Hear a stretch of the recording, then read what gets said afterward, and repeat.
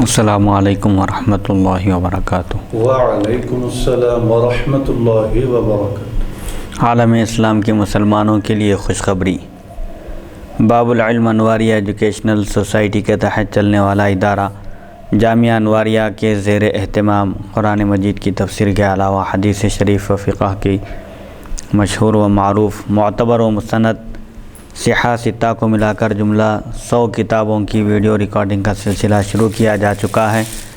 اسی کی ایک سنہری کڑی جامع ترمذی شریف کا درس بھی ہے جو الحمدللہ جاری و ساری ہے۔ بیات شیخ المشائخ حضرت سید محمد عبد القدیر الحسینی المعروف نورانی پاشا رحمۃ اللہ علیہ، بانی و فاؤنڈر جامعہ انواریہ و باب العلم انواریہ ایجوکیشنل سوسائٹی حیدرآباد۔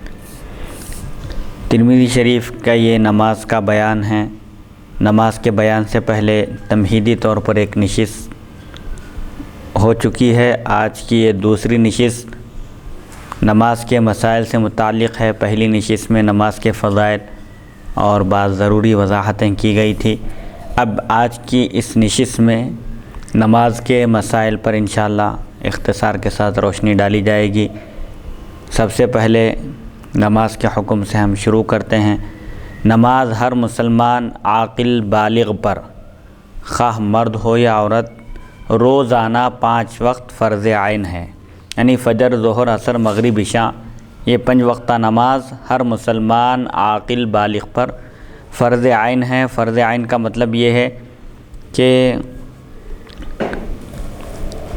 اللہ تعالیٰ کا حکم جس کی تعمیل ہر فرد مسلمان عاقل بالغ پر لازم ہے اور جو چند آدمیوں کے ادا کرنے سے باقی مسلمانوں کے ذمے سے ساقط نہیں ہوتا۔ جیسے نماز جنازہ ہے، فرض کفایہ ہے، چند لوگ بھی اگر ادا کر لیں تو سب کے ذمے سے وہ ساقط ہو جاتا ہے۔ فرض اگر کوئی بھی ادا نہ کریں تو سب کے سب گناہگار ہوتے ہیں، لیکن 5 وقتہ نماز کا مسئلہ ایسا نہیں ہے، بلکہ وہ فرض عین ہیں، ہر فرد کے ذمے اس کی ادائیگی لازم ہے۔ نماز کی فرضیت کا منکر کافر ہے، کیونکہ نماز فرض ہے، قرآن اور حدیث سے اس کی فرضیت ثابت ہے، لہٰذا اس کا انکار کرنے والا کافر ہے۔ اور سستی اور کاہلی کی وجہ سے نماز چھوڑنے والا اعلیٰ درجے کا فاسق ہے، جس کی سزا امام اعظم ابو حنیفہ رحمۃ اللہ علیہ کے نزدیک قید ہے جب تک کہ توبہ نہ کر لے۔ جو سستی اور کاہلی کی وجہ سے نماز چھوڑ دے اس کو قید کر دیا جائے، اور جب تک وہ توبہ نہ کر لے اس کو قید سے رہائی نہ دی جائے، بخلاف اور ائمہ کے۔ دیگر جو ائمہ ہیں ان کے پاس عمدن نماز ترک کرنے والے کی سزا قتل ہے، یعنی امام مالک اور امام شافعی اور امام احمد بن حنبل رحمۃ اللہ علیہم کے پاس سستی اور کاہلی کی وجہ سے عمدن نماز ترک کرنے والے کو قتل کر دینا چاہیے۔ عمدن کا معنی جانتے بوجھتے۔ نماز کے واجب ہونے کی شرطیں۔ نماز کے واجب ہونے کی چند شرطیں ہیں۔ سب سے پہلی شرط مسلمان ہونا، دوسری شرط بالغ ہونا، تیسری شرط عاقل ہونا، چوتھی شرط وقت کا پایا جانا، نیز عورتوں کا حیض و نفاس سے پاک ہونا بھی شرط ہے۔ اگر عورتیں ہیں نماز ادا کرنے والی تو ان کا حیض و نفاس سے پاک ہونا شرط ہے۔ مسلمان ہونا، لہذا کافر پر نماز واجب نہیں، جو مسلمان ہیں وہی نماز ادا کرے گا، کافر پر نماز واجب نہیں۔ اسی طرح نابالغ پر نماز واجب نہیں ہے۔ البتہ نماز کی اہمیت اور اس کی فضیلت اور نماز کا عادی بنانے کے لیے شریعت میں یہ حکم دیا گیا کہ بچے جب 7 سال کے ہو جائیں تو ان کو نماز پڑھنے کا حکم دو، اور 10 سال کے ہونے کے باوجود اگر نماز نہ پڑھیں تو ان کو تنبیہ کی جا سکتی ہے تاکہ ان کی اسلامی تربیت ہو، دینی تربیت ہو، اور وہ نماز کے عادی ہو جائیں نماز ان پر فرض ہونے سے پہلے۔ اور جو تیسری شرط ہے نمازی کا عاقل ہونا، لہذا مجنون پر، پاگل پر نماز واجب نہیں۔ اور چوتھی شرط وقت کا پایا جانا بھی نماز کے واجب ہونے کے لیے شرط ہے۔ اگر وقت نہ ملے، مثلاً اسلام لانے یا بالغ ہونے یا جنون اور حیض و نفاس دور ہونے کے بعد تکبیر تحریمہ کہنے تک کی گنجائش نہ ہو تو اس وقت کی نماز فرض نہیں۔ مثال کے طور پر اگر کوئی بالکل نماز کے وقت کے اختتام پر اگر کوئی کافر مسلمان ہو جائے، یا کوئی نابالغ بالغ ہو جائے، یا کوئی مجنون تھا اس کو جنون سے افاقہ ہو جائے، یا کوئی عورت حیض و نفاس میں تھی اس سے پاک ہو جائے، اب اس کے بعد اتنا وقت بھی نہیں ہے جس میں وہ تکبیر تحریمہ کہہ سکے، تو اب اس وقت کی نماز اس پر فرض نہیں۔ نتیجہ یہ نکلے گا کہ وہ اس وقت کی نماز بھی اس کے ذمے اس کی قضا لازم نہیں رہے گی۔ اب عورتوں کے لیے جو حیض و نفاس سے پاک ہونا شرط ہے، حالت حیض میں جو نمازیں چھوٹ جاتی ہیں ان نمازوں کی قضا معاف ہے، ان نمازوں کی قضا نہیں ہے۔ البتہ حیض و نفاس کی حالت میں جو روزے چھوٹ جاتے ہیں ان روزوں کی قضا لازم ہے۔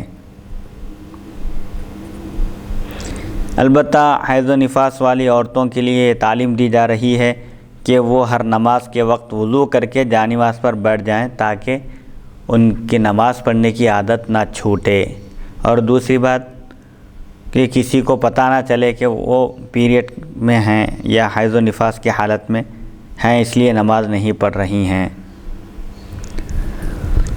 یہ نماز کے واجب ہونے کی شرطیں تھیں: مسلمان ہونا، بالغ ہونا، عاقل ہونا، نماز کے وقت کا پایا جانا۔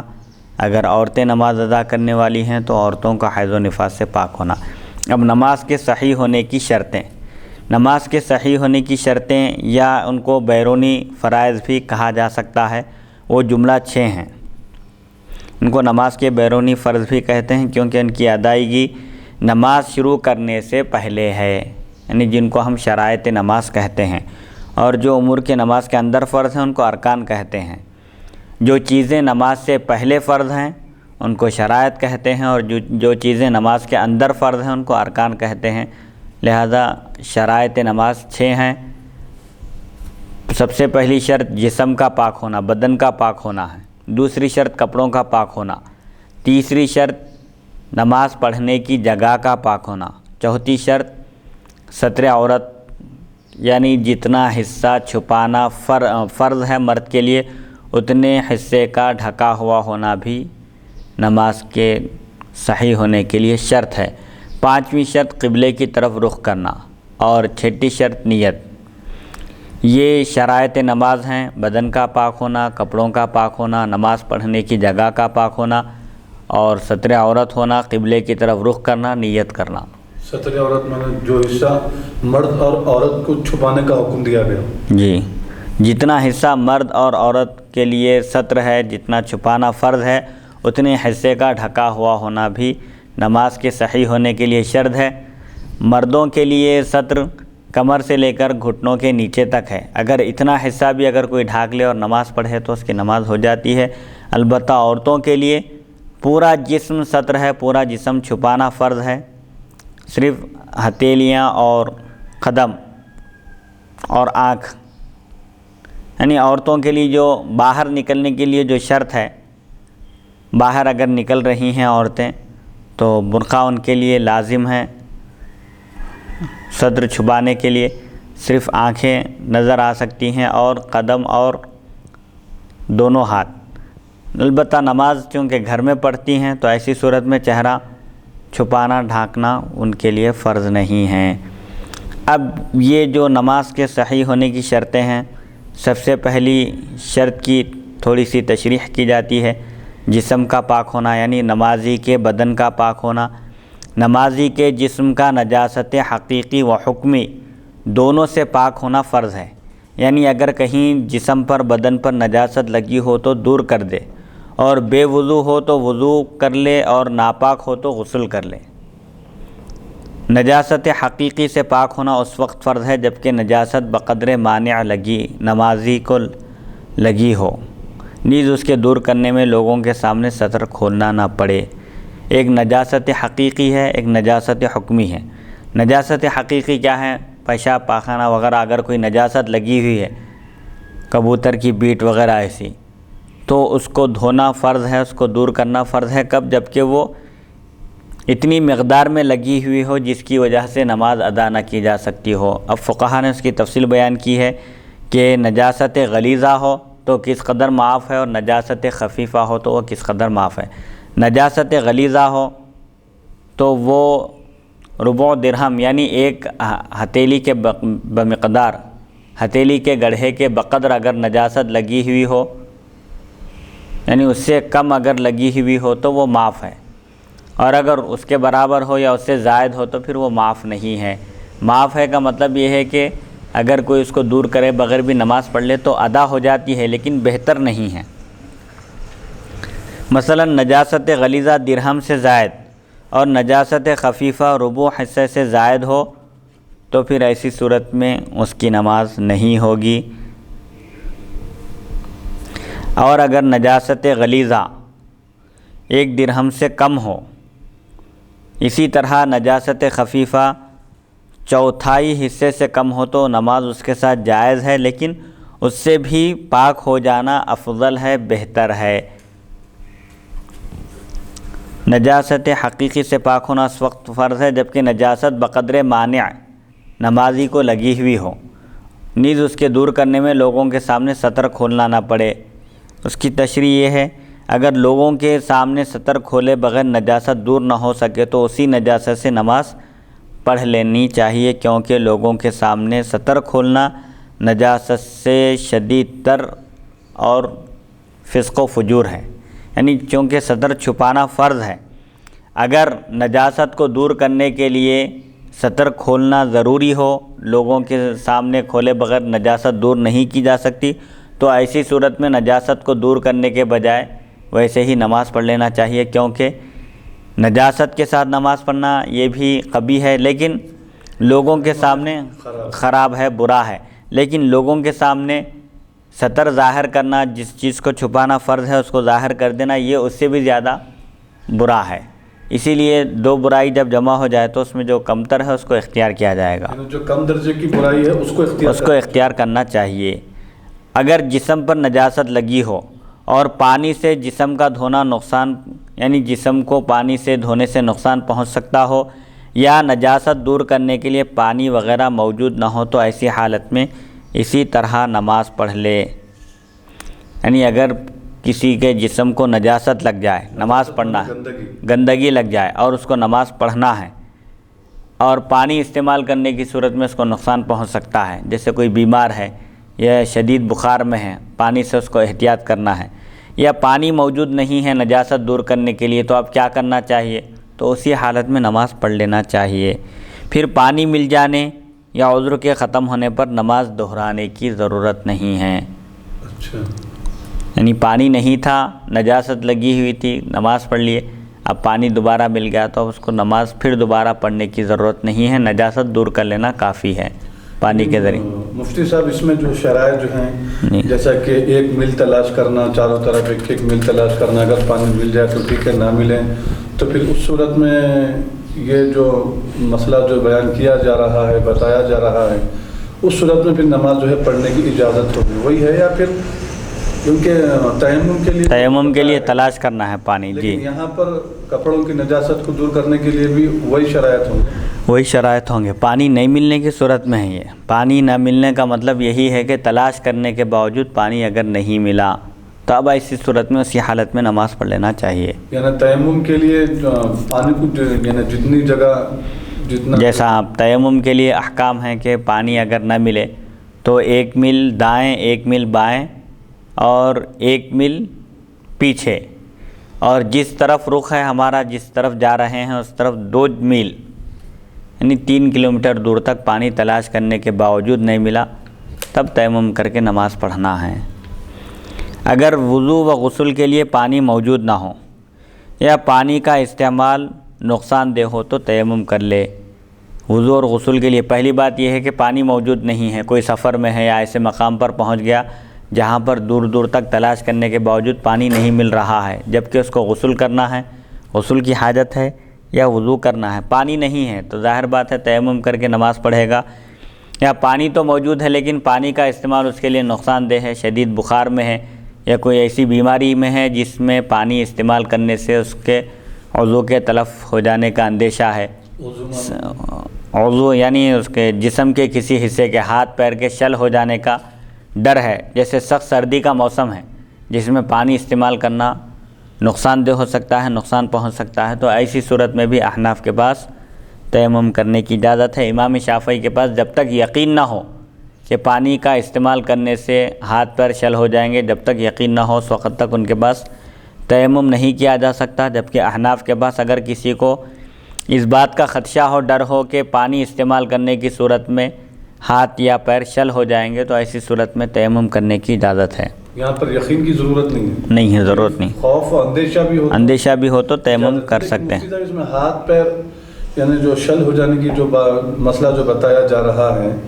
ہاتھ پاؤں تو شل نہیں ہوتے ہیں، لیکن کسی کو بخار ہے تو ہو سکتا ہے کہ وہ جاڑا اس کو شروع ہو جائے، یا وہ ٹھنڈے پانی سے جو ہے قدرت نہیں رکھتا ہو، طاقت نہیں رکھتا ہو کہ بھائی ٹھنڈے پانی سے میں وضو کر رہا ہوں لیکن برداشت نہیں ہو رہا، کچھ سردی کی کیفیت ہو رہی ہے، ایسی صورت میں بھی تیمم کی اجازت ہے۔ اسی لیے بتایا گیا کہ ہاتھ پیر کے شل ہو جانے کا اندیشہ ہو یا بیماری کے بڑھ جانے کا ڈر ہو پانی استعمال کرنے کی صورت میں، تو تب بھی ہاتھ پاؤں کے علاوہ اگر بیماری بڑھنے کا بھی خطرہ ہو، بیماری پڑنے کا بھی اندیشہ ہو یا خطرہ ہو تو ایسی صورت میں بھی تیمم کیا جا سکتا ہے۔ بلا عذر بغیر وضو و غسل نماز پڑھنا باطل ہے اور عمدن ایسا کرنا حرام ہے۔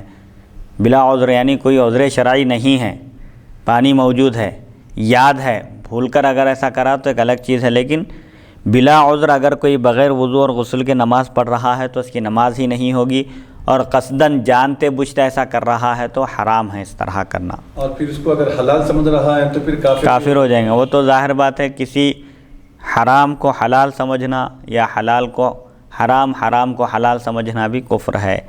اب دوسری شرط کی تھوڑی سی تشریح کی جاتی ہے۔ یہ تو پہلی شرط تھی بدن کا پاک ہونا، دوسری شرط کپڑوں کا پاک ہونا۔ جن کپڑوں میں نماز ادا کی جا رہی ہے، جو کپڑے پہن کر، ان کپڑوں کا پاک ہونا بھی شرط ہے۔ نمازی کے کپڑوں کا نجاست حقیقی سے پاک ہونا فرض ہے۔ اگر پانی صرف اس قدر موجود ہو کہ ناپاک کپڑا دھو سکیں یا وضو کر سکیں، لیکن دونوں کام بیک وقت نہ ہو سکیں تو اس صورت میں کپڑے کو دھو لیں اور تیمم کر کے نماز پڑھ لیں۔ مثال کے طور پر کسی کو وضو بھی کرنا ہے اور اس کے کپڑوں کو نجاست بھی لگی ہوئی ہے، گندگی لگی ہوئی ہے، اور پانی صرف اتنا ہے جس سے یا تو وضو کیا جا سکتا ہے یا وہ گندگی دور کی جا سکتی ہے، تو اب کیا کرنا چاہیے؟ کپڑوں کی گندگی کو دور کر دیا جائے اور پانی اب وضو کے بجائے تیمم کر کے نماز پڑھی جائے۔ اگر پانی موجود ہی نہ ہو اور کپڑا پورا یا 3/4 سے زائد ناپاک ہو تو نمازی کو اختیار ہے کہ نماز برہنہ پڑھے، خواہ اسی کپڑے سے، تاہم اسی کپڑے سے پڑھنا بہتر ہے۔ البتہ ربع یعنی 1/4 حصہ یا اس سے زائد کپڑا پاک ہو تو ایسی حالت میں برہنہ نماز پڑھنا درست نہیں، بلکہ اسی کپڑے سے پڑھنا چاہیے۔ برہنہ مانے ننگے برہنہ کی حالت میں نماز بیٹھ کر اور رکوع اور سجود اشارے سے ادا کرے کہ اس میں ستر عورت کا زیادہ لحاظ ہے۔ مثال کے طور پر کسی کے کپڑے ناپاک ہوں، نجاست غلیظہ ہے اور 1 درہم سے زائد ہے، 1 درہم کے بقدر یا اس سے زائد ہے، یا نجاست خفیفہ ہے، آگے اس کی تشریح آئیں گی نجاست غلیظہ اور خفیفہ کی۔ اگر نجاست خفیفہ ہے اور 1/4 حصہ کپڑا ناپاک ہے اور پانی بھی موجود نہیں ہے ناپاکی کو دور کرنے کے لیے، تو ایسی صورت میں نمازی کو اختیار دیا جا رہا ہے کہ وہ جو کپڑے ناپاک ہیں انہی کپڑوں میں نماز ادا کرے یا وہ کپڑے اتار کر برہنہ نماز ادا کرے۔ لیکن برہنہ نماز ادا کرنے کی صورت میں یہ حکم دیا جا رہا ہے کہ کھڑے ہو کر نماز پڑھنے کے بجائے بیٹھ کر نماز ادا کرے، اس میں ستر عورت کا لحاظ زیادہ ہے۔ رکوع اور سجدہ بھی اس میں اشارے سے کرے کہ اس میں ستر پوشی کا لحاظ زیادہ ہوتا ہے۔ اور اس بات کا بھی اختیار ہے کہ جب کپڑے ناپاک ہی ہیں اور پانی موجود نہیں ہے پاک کرنے کے لیے، تو ایسی صورت میں ان کپڑوں میں بھی نماز پڑھ سکتا ہے یا وہ کپڑے اتار کر برہنہ بھی نماز پڑھ سکتا ہے۔ لیکن برہنہ نماز پڑھنے کی صورت میں کھڑے ہو کر پڑھنے کے بجائے بیٹھ کر پڑھنا بہتر ہے۔ لیکن مفتی صاحب یہ جماعت کے ساتھ نہیں پڑھ سکتا؟ جماعت کے ساتھ نہیں پڑھ سکتے، تنہائی میں گھر میں۔ اسی طرح اگر کسی کے پاس خالص ریشمی کپڑا ہو، کیونکہ ریشم مرد کے لیے حرام ہے، خالص ریشمی کپڑا ہے، اس کے علاوہ کوئی دوسرا کپڑا موجود نہیں ہے، تو نماز اس کے ساتھ مکروہ ہے، اور اس کے سوا دوسرا کپڑا نہ ہو تو اس ریشمی کپڑے سے نماز پڑھے، برہنہ پڑھنا جائز نہیں۔ اور ایک مسئلے کی وضاحت ہو رہی ہے کہ اگر کسی کے پاس خالص ریشمی کپڑا ہو جس کا پہننا مرد کو حرام، اور نماز اگر اس کے ساتھ ادا کی جائے ریشمی کپڑے میں تو مکروہ ہے، تو اب یہاں پر کیا کرنا چاہیے؟ ریشمی کپڑے کے علاوہ کوئی دوسرا کپڑا نہیں ہے تو کیا برہنہ نماز پڑھنا چاہیے؟ تو یہاں پر ریشمی کپڑا پہن کر ہی نماز پڑھے، ایسی صورت میں برہنہ نماز پڑھنا جائز نہیں ہے کیونکہ اس میں ستر ہے۔ اب تیسری جو شرط ہے نماز کی جگہ کا پاک ہونا، جس جگہ نماز ادا کی جا رہی ہے اس جگہ کا پاک ہونا۔ نماز پڑھنے کی جگہ کا قدموں سے لے کر سجدے تک نجاست حقیقی سے پاک ہونا فرض ہے۔ یہی حد صحیح ہے، یعنی قدموں سے لے کر جہاں سجدہ کیا جا رہا ہے اتنی جگہ کا نجاست حقیقی سے پاک صاف ہونا شرط ہے، لازم ہے، فرض ہے۔ نجاست حقیقی کا مطلب؟ نجاست حقیقی یہی پیشاب پیخانہ وغیرہ جو بیٹ وغیرہ ہے، یہی حد صحیح۔ ہاں، بیٹ وغیرہ جو بھی جتنے بھی پرندے ہیں، جانور ہیں، گوبر ہے، لید ہے، یہ سب پورے چیزیں اس میں داخل ہیں۔ یعنی نماز کی پوری جگہ سجدے سے قدموں تک پاک رہنی چاہیے۔ اگر کسی کپڑے، فرش، جانماز وغیرہ پر نماز پڑھیں تو اس کا بھی اسی قدر پاک ہونا ضروری ہے جس قدر حصے پر نماز پڑھی جاتی ہو۔ پورے کپڑے کا پاک ہونا ضروری نہیں ہے، جتنے حصے پر نماز ادا کی جا رہی ہے اتنے حصے کا پاک ہونا شرط ہے۔ اگر کسی ناپاک زمین یا فرش وغیرہ پر پاک کپڑا بچھا کر نماز پڑھیں تو درست ہے۔ زمین ناپاک ہے یا فرش ناپاک ہے، اس کے اوپر ایک صاف ستھرا کپڑا بچھا کر نماز پڑھ رہے ہیں تو پڑھ سکتے ہیں، لیکن اس میں یہ شرط ہے کہ وہ پاک کپڑا ایسا باریک نہ ہو کہ اس سے نیچے کی چیزیں نظر آنے لگیں، موٹا دبیز رہنا کپڑا، اتنا پتلا اور باریک نہ ہو کہ اس کے نیچے کی زمین یا فرش نظر آ رہا ہو۔ اور اگر کسی کپڑے کی دو تہہ ہوں اور اس میں سے اوپر کی تہہ پاک اور نیچے کی ناپاک ہو لیکن دونوں باہم سلی ہوئی نہ ہوں تو اوپر کی تہہ پہ نماز جائز ہے، اور اگر دونوں سلی ہوئی ہوں تو پھر جائز نہیں۔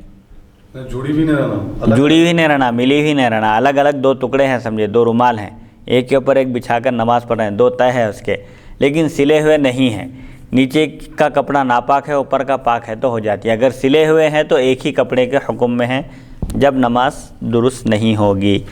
اگر نماز پڑھنے کی حالت میں نمازی کا کپڑا کسی ناپاک جگہ پر پڑ جائے تو کچھ حرج نہیں، کوئی گناہ نہیں۔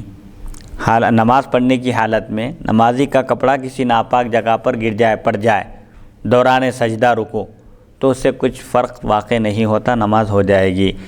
اگر کسی مریض کے نیچے بچھونا ناپاک ہو اور مریض کی یہ حالت ہو کہ ادھر بستر بدلا ادھر ناپاک ہوا، یا خود بستر کا بدلنا مریض کی تکلیف کے خیال سے دشوار ہو تو ان صورتوں میں اس مریض کی نماز اسی بستر پر درست ہے۔ کوئی ایسا فریش ہے، ایسا بیمار ہے کہ اس کا بستر ناپاک ہے اور بدلنے کی صورت میں بدلتے ہی پھر ناپاک ہو جاتا ہے، یا مریض کو تکلیف دینا پڑتا ہے بستر بدلنے کے لیے، اس کو ہٹانا اٹھانا بٹھانا پڑتا ہے، تو اس خیال سے اگر کوئی نہ بدلے اور مریض اسی بستر پر ناپاک بستر پر نماز ادا کرے تو اس کی نماز ہو جائے گی۔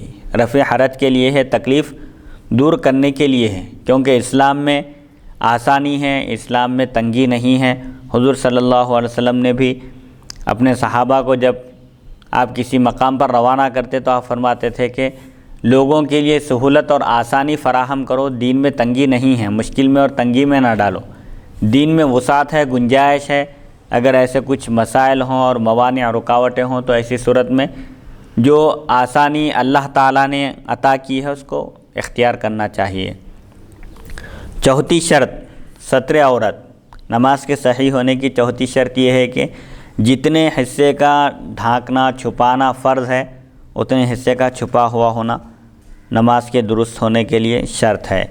عورت یعنی برہنگی کا چھپانا فرض ہے، خواہ تنہا نماز پڑھے یا لوگوں کے سامنے، یعنی جماعت کے ساتھ نماز پڑھے یا تنہا نماز پڑھے، گھر میں پڑھے یا مسجد میں، ہر صورت میں ستر عورت فرض ہے۔ چھپانا چاروں طرف سے، یعنی دائیں بائیں آگے پیچھے سے، نہ کہ نیچے سے۔ مثلا کوئی شخص نیچے کی طرف سے نمازی کی سطر دیکھ لے تو نماز فاسد نہ ہوگی، یعنی چھپانا چاروں طرف سے چھپانا فرض ہے اس کے لیے ستر عورت۔ اگر ستر عورت ظاہر ہو جائے، نہ چھپائے کوئی، تو اس کی نماز ہی نہیں ہوگی۔ اب کپڑے نہیں ہونے کی صورت میں، یا جیسا کہ اوپر ایک مسئلہ گزرا، ناپاک ہے کپڑے، چوتھا حصے سے زیادہ کپڑا ناپاک ہے اور وہ ناپاکی دور کرنے کے لیے، گندگی دور کرنے کے لیے پانی نہیں ہے تو اس میں دو اختیار دیے گئے ہیں، چاہے تو وہی کپڑا پہن کر نماز پڑھ لے یا برہنہ نماز پڑھے، لیکن بیٹھ کر نماز پڑھیں برہنہ پڑھنے کی صورت میں۔ عورت کے معنی کیا ہے؟ فقہ کی اصطلاح میں اس حصے جسم کو کہتے ہیں، جسم کا وہ حصہ جس کا چھپانا فرض اور ظاہر کرنا دکھانا حرام ہے۔ ستر عورت مطلقاً فرض ہے، نماز میں بھی اور خارج نماز میں بھی۔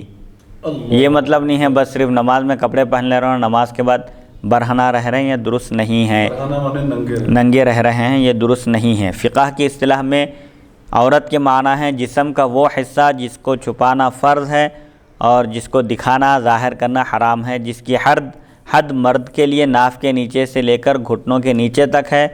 اور آزاد عورت، اب اس زمانے میں تو آزاد اور باندی کا کوئی تصور نہیں رہا، پہلے زمانے میں غلام اور باندی ہوا کرتے تھے، اب غلام اور باندی کا تصور ختم ہو چکا ہے۔ تو آزاد عورت کے لیے ستر کی حد کیا ہے؟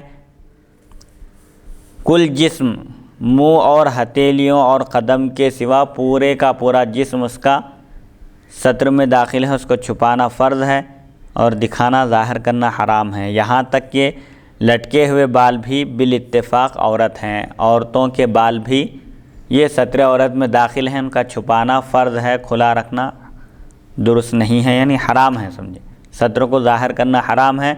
سر کے بال، چوٹی بھی ستر میں داخل ہے۔ اللہ اکبر۔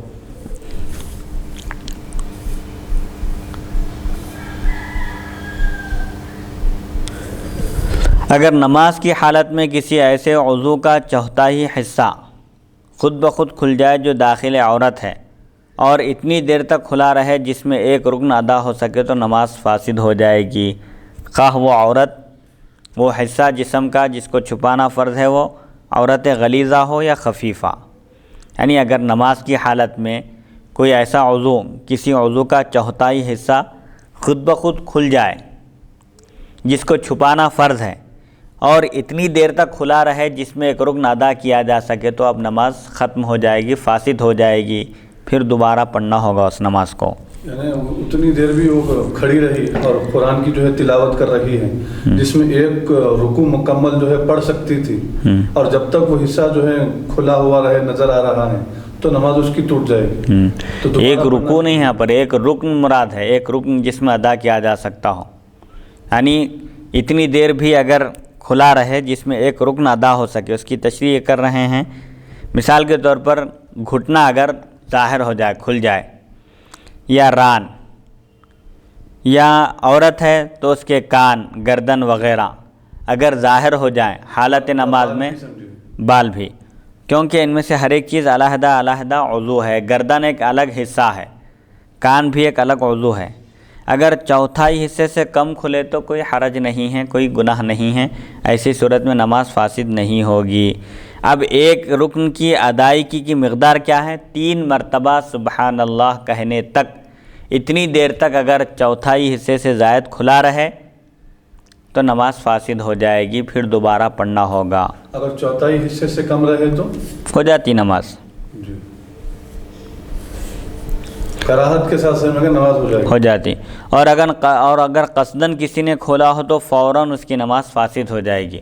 خود بخود کھل جائے اور اتنی دیر تک کھلا رہے جس میں ایک رکن ادا ہو سکتا ہے تو جب نماز فاسد ہوگی، لیکن اگر کوئی عمدن جانتے بوجھتے خود سے کھول دے ستر تو اسی وقت اس کی نماز فاسد ہو جائے گی، اگرچہ ٹوٹ جائے گی، اگرچہ ادائی رکن کی مقدار سے کم مدت کھلا رکھے۔ کوئی خود بخود کھول دیا اور 3 مرتبہ سبحان اللہ کہنے کی مقدار سے کم میں بھی کھلا رہا ستر تو اس کی نماز فاسد ہو جائے گی۔ فرق یہ ہے، اوپر خود بخود کھلنے کا حکم تھا، کھلنے کا مسئلہ تھا، اب یہاں پر کھولنے کا مسئلہ ہے، خود بخود کھول دے تو اسی وقت نماز اس کی ختم ہو جاتی ہے، پھر دوبارہ پڑھنا لازم ہے۔ اور اگر ایک ہی عضو کئی جگہ سے کھلا ہو اور سب کھلے مقامات مل کر اس عضو کی چوتھائی کے برابر ہو جائے تو اس صورت میں بھی نماز فاسد ہو جائے گی۔ ایک ہی عضو کئی جگہ سے کھلا ہو، الگ الگ جگہ سے، اور سب کھلے مقامات مل کر اگر ان کو جمع کیا جائے، سب کا اندازہ کیا جائے تو اس عضو کے چوتھائی کے برابر ہو جائے تو اس صورت میں بھی نماز فاسد ہو جائے گی۔ ایک ہی جگہ سے پورا چوتھائی حصہ کھلنا شرط نہیں ہے نماز کے فاسد ہونے کے لیے، مختلف مقامات سے بھی اگر اتنا حصہ کھل جائے کہ اگر اس کو جمع کیا جائے تو وہ اس عضو کا چوتھائی حصہ ہوتا ہے، تو ایسی صورت میں بھی نماز ٹوٹ جائے گی۔ اگر کئی عضو کھلے ہوں اور ہر ایک چوتھائی سے کم ہو تو سب کھلے مقامات مل کر اگر ان کھلے ہوئے اعضاء میں سب سے چھوٹے عضو کی چوتھائی کے برابر ہو جائیں تو بھی نماز فاسد ہو جائے گی۔ الگ الگ احکام بیان کر رہے ہیں، ایک عضو الگ الگ جگہ سے کھلا ہے یا کئی اعضاء کھلے ہوئے ہیں اور ہر ایک چوتھائی سے کم کھلا ہوا ہے، اور جو سب سے چھوٹا عضو ہے اس کے برابر اگر اس کے چوتھائی حصے کے برابر ہو رہی ہے وہ مقدار، تب بھی نماز فاسد ہو جائے گی، ٹوٹ جائے گی نماز ٹوٹ جائے گی۔ چھوٹا حصہ کا مطلب پیشاب یا پائخانے کی جگہ اور وہ جگہ جو ان دونوں کے آس پاس ہے عورت غلیظہ کہلاتی ہے، یعنی جس کو چھپانا فرض ہے، اور جو اس کے سوا ہے وہ عورت خفیفہ۔ چھوٹے حصے سے مراد بھی جیسے اب عورت کے لیے بتائے کان بتائے، کان سب سے چھوٹا عضو ہے، گردن اس کے مقابلے میں بڑی ہے، تو اب مختلف اعضاء کھلے ہوئے ہیں اور چوتھائی حصے سے کم کھلے ہوئے ہیں، تو سب سے چھوٹے عضو کا چوتھائی حصہ اگر ہو رہا ہے تو نماز جب بھی ٹوٹ جائے گی، ختم ہو جائے گی، پھر دوبارہ پڑھنا لازم ہے۔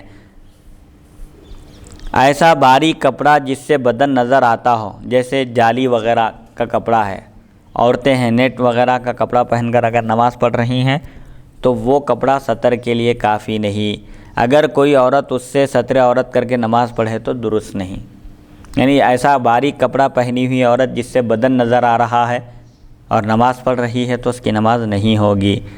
ستر عورت غیر شخصوں سے فرض ہے، اپنے آپ سے فرض نہیں۔ مثلاً کوئی نمازی جو بغیر پائجامہ کے صرف قمیص گھٹنوں کے نیچے تک پہنے ہوئے ہو، گریبان کی راہ سے اپنا سطر دیکھ لے تو نماز فاسد نہ ہوگی۔ گریبان یعنی گنڈیاں لگانے وغیرہ کی جو جگہ ہے، اگر کوئی شخص کرتا پہنا ہوا ہے، قمیص پہنا ہوا ہے اور وہ اتنی لمبی ہے کہ گھٹنوں کے نیچے تک ہے، سطر پورا چھپ رہا ہے، اور اگر اس کو اپنا سطر نظر آ جائے تو اس کی نماز فاسد نہ ہوگی، اگرچہ یہ نظر کرنا مکروہ تحریمی ہے، دیکھنا بلکہ بتا رہے ہیں، حکم نہیں دے رہے ہیں، پر اگر کوئی ایسا دیکھ لے تو کیا حکم ہے، اس کی نماز فاسد نہیں ہوگی، لیکن ایسا کرنا مکروہ تحریمی ہے، حرام کے قریب ہے، یعنی ارادے کے ساتھ نہیں، بغیر کسی ارادے کے نظر پڑ جائیں تو نماز فاسد نہیں ہوگی، کیونکہ سطر کو دوسروں سے چھپانا ہے، اپنے سے چھپانا فرض نہیں ہے۔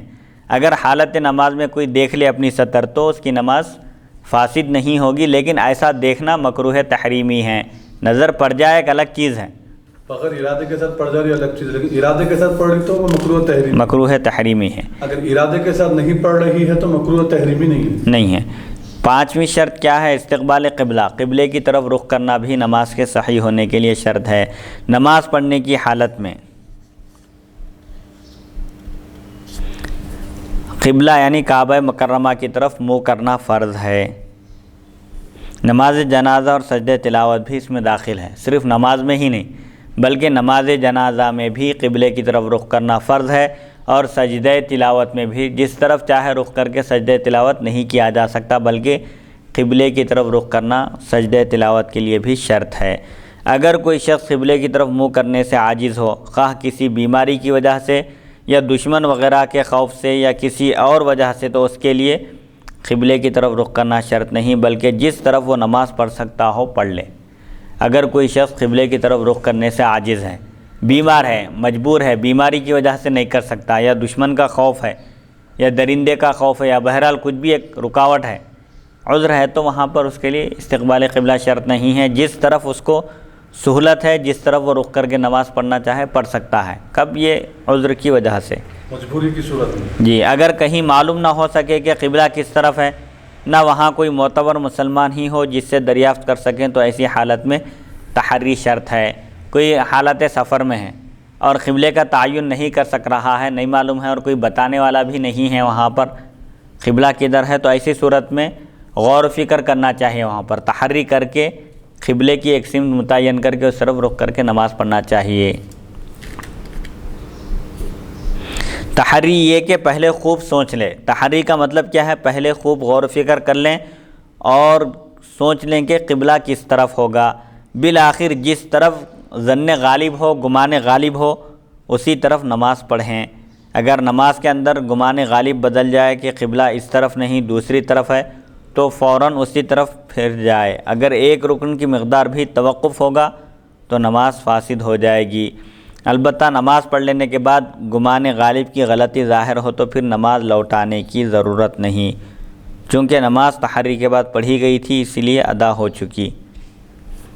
یعنی اگر کوئی شخص حالت سفر میں ہے یا ایک ایسی جگہ پہنچ چکا ہے جہاں پر اس کو قبلے کا تعین نہیں معلوم ہو رہا ہے اور کوئی معتبر مسلمان بھی نہیں ہے جو اس کو قبلے کا صحیح رخ اور صحیح سمت بتا سکے، تو ایسی صورت میں اچھی طرح غور کرنا، سوچنا چاہیے پہلے اس کو کہ قبلہ کس طرف ہو سکتا ہے۔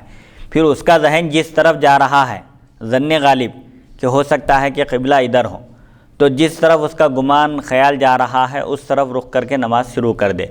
اب پہلی رکعت میں ہے یا کسی بھی رکعت میں ہے، سمجھے ذہن اس کا پھر بدل رہا ہے، ہو سکتا ہے نہیں قبلہ پیٹھ کی طرف ہوں گا، جس طرف اس کا گمان غالب جا رہا اس طرف فوراً اسی وقت پلٹ جانا۔ اگر ایک رکن ادا کرنے کی مقدار میں بھی ٹھہرے گا، 3 مرتبہ سبحان اللہ کہنے کی اتنی دیر کرے گا تو اس کی نماز فاسد ہو جائے گی۔ اب 2 رکعت نماز شروع کیا، سمجھے حالت سفر میں ہے یا مقام پر ہی ہے، 4 رکعت نماز کی نیت باندھ کر نماز شروع کیا اور چاروں رکعتوں میں اس کا خیال بدلتے جا رہا، قبلہ اس طرف نہیں اس طرف ہوں گا، جس طرف گمان غالب جا رہا ادھر پلٹ جانا فوراً۔ 4 رکعت 4 سمتوں کی طرف بھی اس کی ہو سکتی ہے اس طرح۔ تو تحری کر کے جو نماز شروع کی جاتی ہے قبلہ معلوم نہ ہونے کی صورت میں، ایسی صورت میں جیسے جیسے اس کا گمان بدلتا جائے گا فوراً اس کو اس طرف رخ کرنا لازم اور ضروری ہے، ورنہ اگر ایک رکن کی مقدار توقف کرے گا، ٹھہر جائے گا گمان غالب بدلنے کے بعد، خیال بدلنے کے بعد، تو اس کی نماز فاسد ہو جائے گی۔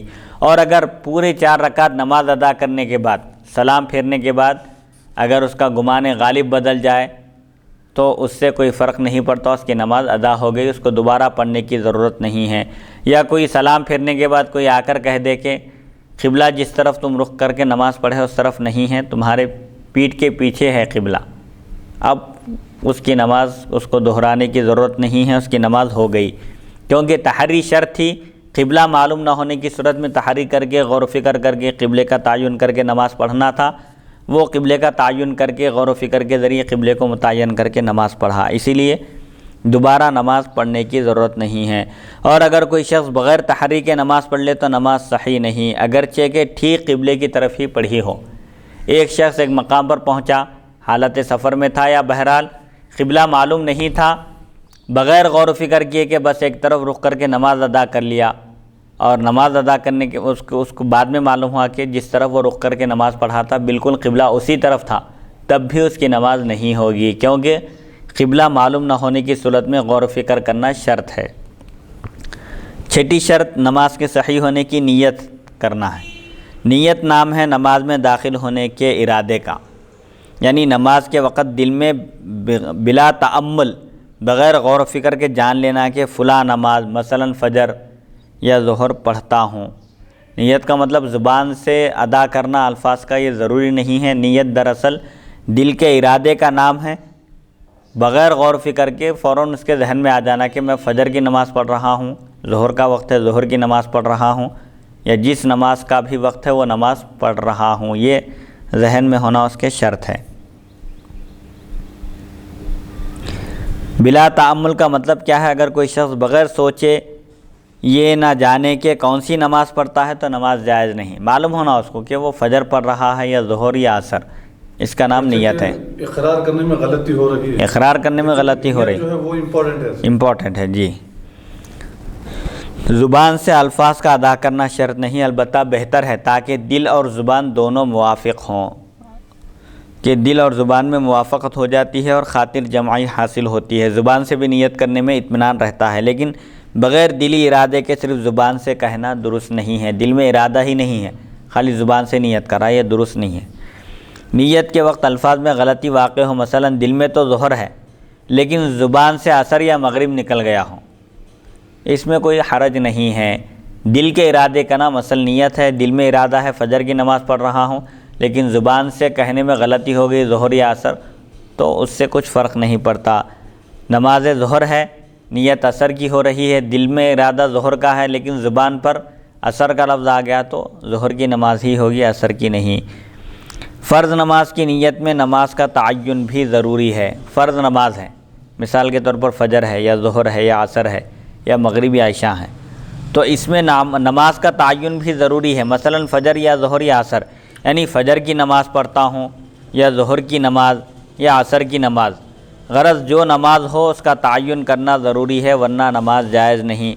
البتہ یہ کہنے کی ضرورت نہیں کہ یہ فجر یا ظہر اس وقت کی یا آج کی ہے، بلکہ صرف فجر یا ظہر کہنا کافی ہے۔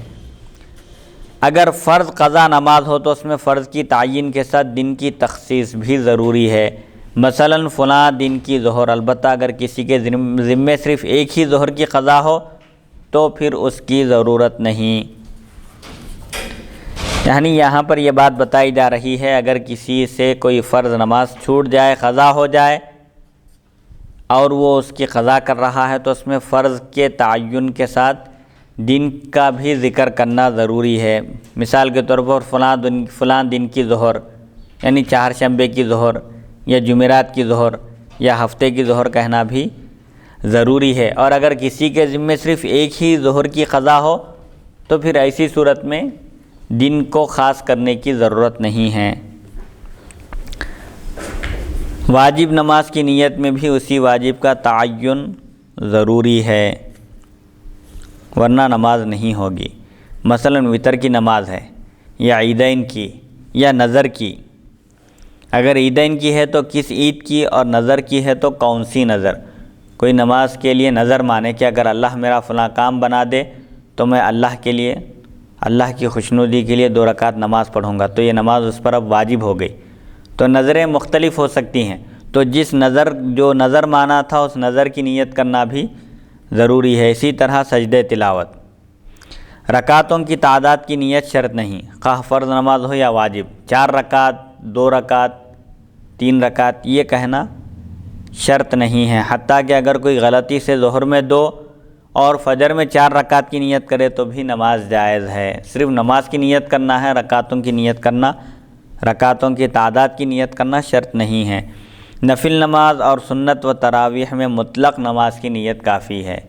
نفل نماز ہے، سنت ہے، تراویح ہے، اس میں تراویح کی نماز یا سنت نماز یا نفل نماز کہنا شرط نہیں ہے، بس خالی نفل کو نفل کہہ کر پڑھے تو بھی ہو جاتی ہے، سنت کو سنت، اس میں صرف نماز کی نیت کافی ہے، نماز پڑھتا ہوں کہنا کافی ہے۔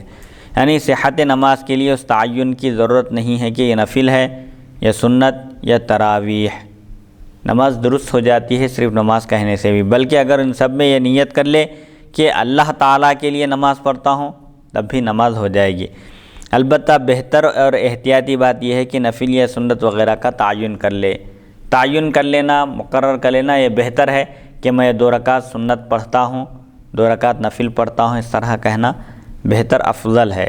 تراویح کی نماز کے لیے نیت کیسا کرنا چاہیے؟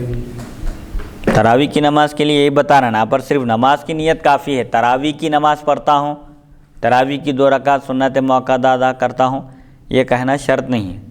صرف 2 رکعت میں نماز پڑھتا ہوں تو تراویح کی ہوگی، وہ تراویح کے زمانے میں یعنی رمضان میں، اور اگر کہہ دے تو بہتر ہے بتا رہے ہیں، نہ کہے تب بھی ہو جاتی ہے نماز، اور اگر کہہ دے اس کا تعین کر لے تو بھی احتیاط بہتر ہے کہ 2 رکعت تراویح کی سنت موقعہ ادا کرتا ہوں یہ کہہ لے تو بہتر ہے، احتیاطی پہلو یہی ہے۔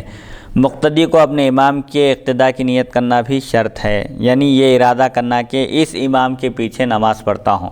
مقتدی ہے تو تابع امام کی نیت کرے، اور اگر اقتداء کی نیت نہ کی جائے تو نماز درست نہیں ہوگی۔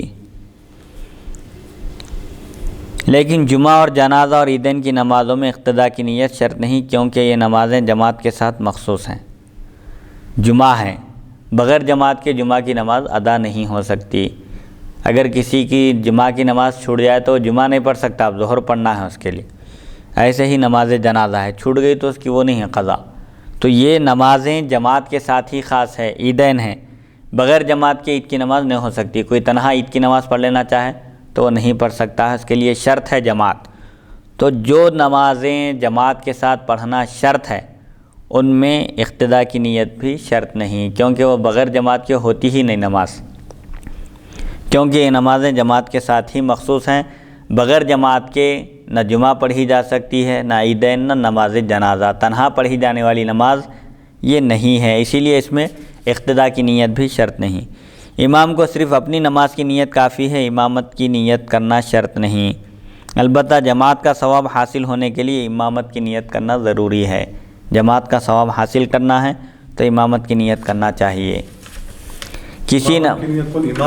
امام کرنا کسی نماز میں استقبال قبلہ کی نیت شرط نہیں، یعنی میں قبلے کی طرف رخ کرتا ہوں کہنا یہ شرط نہیں ہے، خواہ نماز فرض ہو یا واجب، سنت ہو یا نفل، صرف استقبال قبلہ یعنی قبلے کی طرف منہ کرنا شرط ہے۔